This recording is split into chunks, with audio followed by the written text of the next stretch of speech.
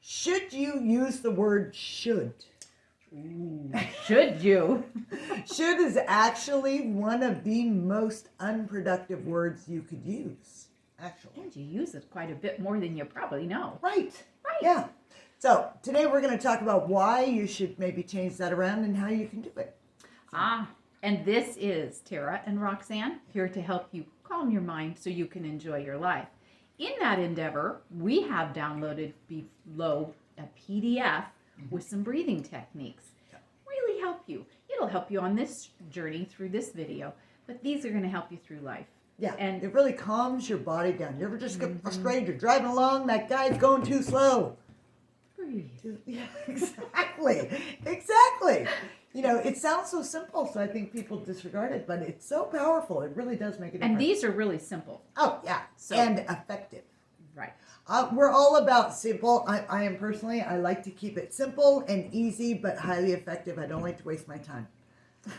Well, I'm like got an intention of a nap. We both know, so you better keep it simple for me. Yeah. So give it a shot. Download. It's free. What do you got to lose?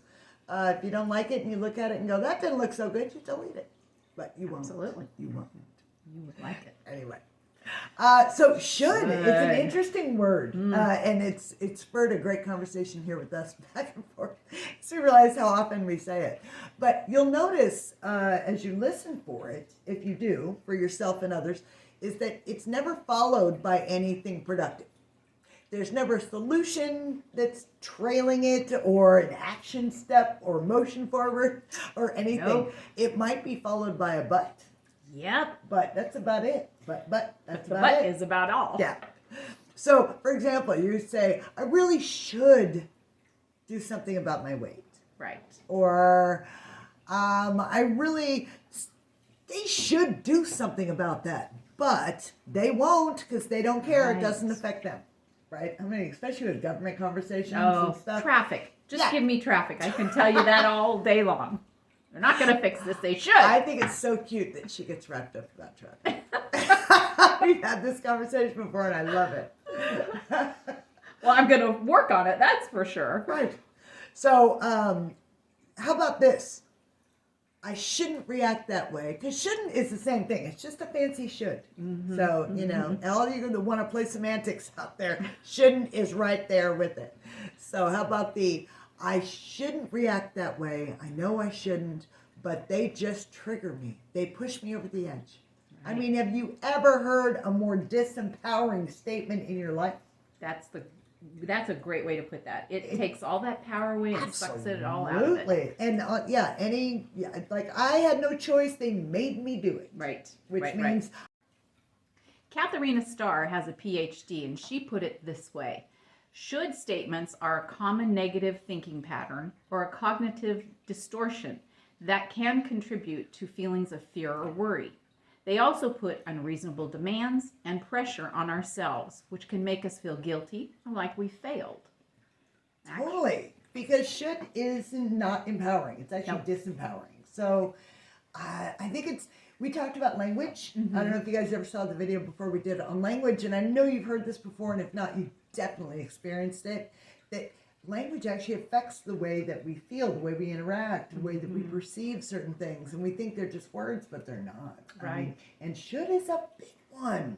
It is a really big one because it makes us either feel guilty or it definitely just brings negative complaining and energy around with no solution, no possible even entertaining. Well, and when we use it speaking to other people, children Yeah. or other spouses or someone, you're doing the same thing. And Yeah. when they speak it to you, it just doesn't work all the way around. It's true. It no, is it's so totally true.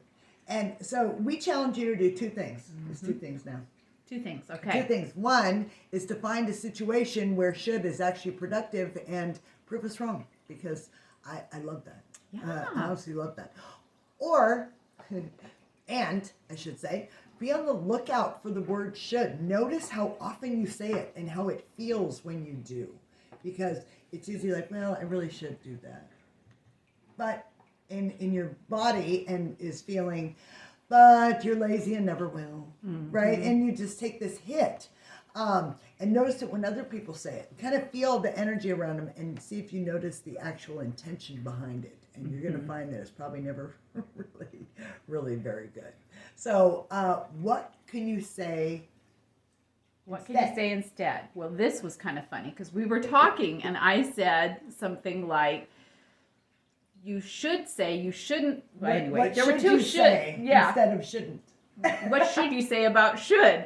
And so it didn't work. But you had written something, what can you replace should with? Right. There's an example of using different wording and absolutely looking at it differently.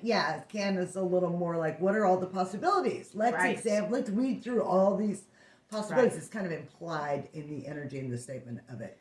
So the energy. Yes. Otherwise, we end up stuck with like the government should do something about that, or what's another good one? What did we come up with? People should learn how to drive. Back to driving, of course. Yes.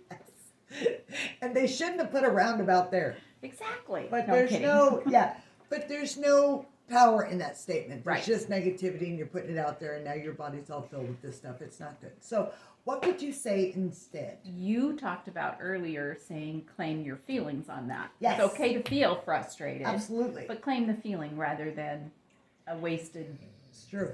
Because a lot of times we don't even want to identify how we feel about it. People have weird things when you say feelings, like my dad would be like, oh, we're getting touched. I'm not from the generation where we feel things. So, but he would be happy to say, and I'm sure most of us would, that roundabout really pisses me off. Right. He would have said that. That's claiming your feeling instead of somebody else shouldn't have done that. It's just so disempowering. Claim your power. Claim your feeling about it. If you want to express it, express it. And if there's something you can do, like, I don't know. What's one you can do something about? Like, I should do something about my, my weight. I should do something about my hair. Right. Instead, go, you know what? I'm going to. And if you can't commit to that, because lying to yourself's not a great idea, say, I'm really going to sit and consider making a change instead of I should. Right. Because should is limp and it just sits there. That's Whereas true. if you're saying, I'm going to take this action step, I'm going to sit and consider it, you might end up saying, no, I'm not ready for that kind of commitment right now. Whatever that is, there's no wrong answer. Just get rid of the should. And you'll notice that you have more empowering conversations and feelings inside. So, let us know, A, if you find a good use for it, because I'd love to hear that. And 2, what you're saying instead. We'd love to know. Yes. And don't forget, guys, we're here to help you calm your mind so you can enjoy your life. The breathing techniques, get that PDF down there. Really simple. Start that stuff today. And helpful. Thanks for being here. Bye.